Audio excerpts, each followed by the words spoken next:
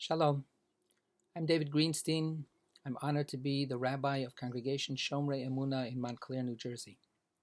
And I'm delighted to have been invited to share some thoughts with you about the Torah portion Balak for this Shabbat.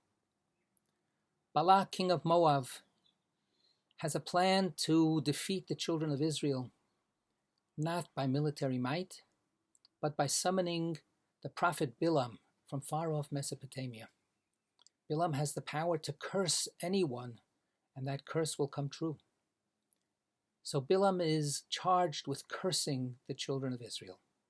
But God intervenes and thwarts this plan. God makes Bilaam, as he opens his mouth, say words of blessing instead of words of curses. The first words of blessing that Bilaam says are, Himirosh tsurim erenu migvaot ashurenu.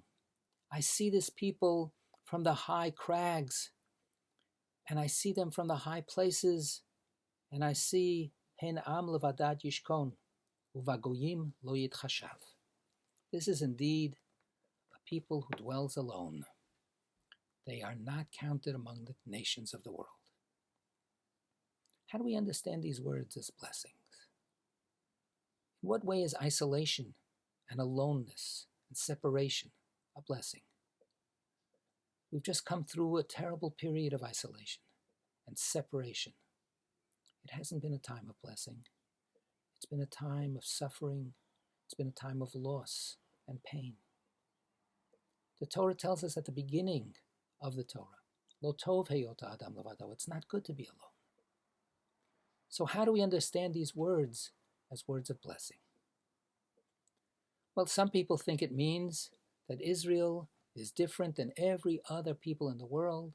Israel cannot be judged like any other people. Israel cannot be told what to do by any other people. Israel doesn't have to listen to any other people. We are the best, and nobody else counts. But that can't be what this verse means to say. Again, at a period now when we are struggling and suffering from attacks and from hatred and from violence against the Jewish people, dismissing and hating all other peoples and saying we are the best is not the right answer. So then how can we understand this uniqueness and this aloneness as a blessing? I think we have to acknowledge that our history is unique. We have gone through amazing experiences. We've received an amazing, unique religious document, the Torah. And our survival through all of the millennia is unique and amazing and inspiring. But this is not about some essential difference that we have and that is unique to us alone. It's about our choices. It is about how we choose to live. Every human being is unique. Each of us is created uniquely in the image of God.